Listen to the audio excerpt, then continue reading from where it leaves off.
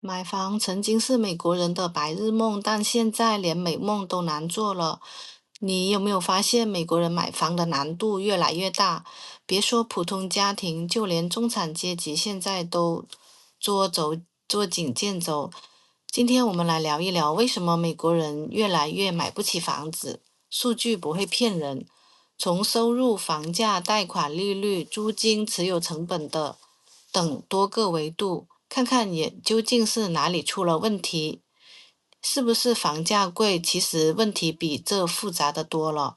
买房人收入跟不上节奏，工资上涨。2024年11月的美国人的人均工资同期增长5.7%，看似不错，但当时的通胀率是2.9%，远超过疫情前的2%的平均水平，而且这个工资涨幅是低于1965年以来6.18%的平均工资涨幅。这2年美国民众的实际购买力减少很多。工资涨幅最高的是2021年的4月，高达15.4%，而2020年4月受疫情影响，甚至出现了-6%的负增长。家庭购买力。根据《纽约邮报》2024年11月17日的报道，2024年第三季度要买得起美国目前中位数房价，年收入至少需要达10.7万美元，而目前只有36%的家庭可以买得起。相比之下，2019年这一比例就有了59%，购买能力明显大幅下降。再给大家看个极端的案例，如果你在加州圣何塞，情况会更加严峻。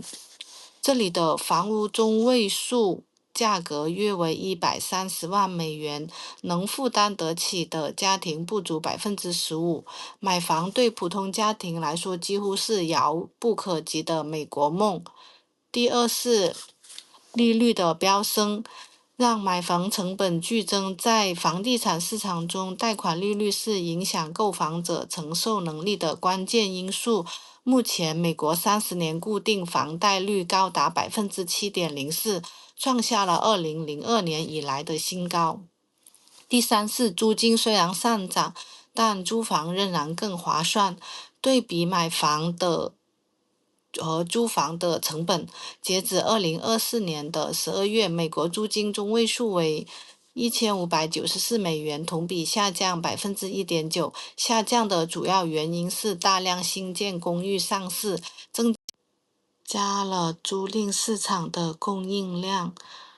美国目前房价中位数为40.6万美元，如果按照80%的贷款，目前利率7.11%计算，30年固定利率的月供高达2185美元，租房比买房月供还低了591美元，买房的性价比明显低于租房。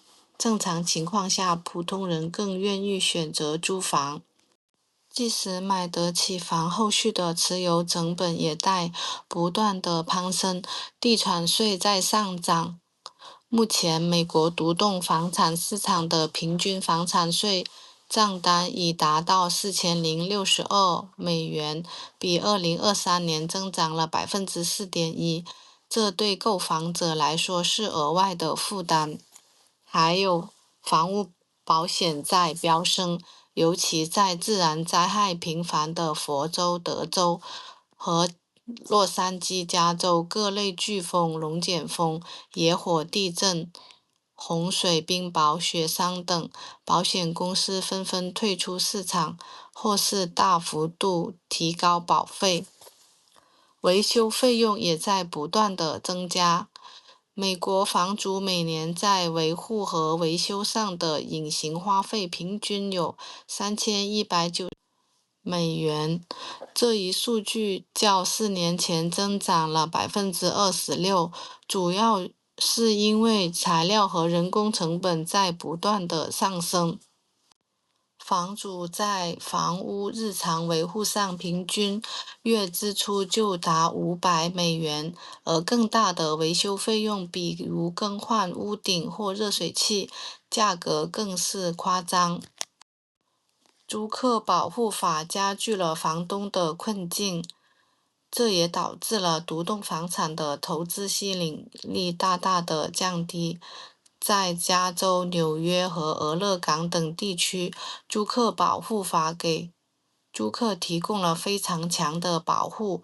纽约州的租金控制法规是全美最严格的，比如租金涨租限制，租客可以长期享受较低的租金。驱赶租客的理由必须是合法的，这意味着租客在驱逐过程中有充分的申辩机会。目前，美国房价远超大家的购买力，中位数房价是$40.4万，和7%的贷款利率，大众购买能力有限，也导致了首次购房者推迟他们的购房计划。目前，美国首次购房者的中位年龄已达到38岁，创造了历史的新高。看来，美国人的购房梦确实是渐行渐远了。美国独栋房产市场目前处于高库存加低需求的过渡期，未来2年独栋房产市场可能会出现以下趋势：美国房价开始下跌，未来2年贷款利率将在6%到7%左右。投资阻力加大，高房产税、保险费与维修成本即将抑制市场的需求。大部分家庭买不起房，不得不继续租房。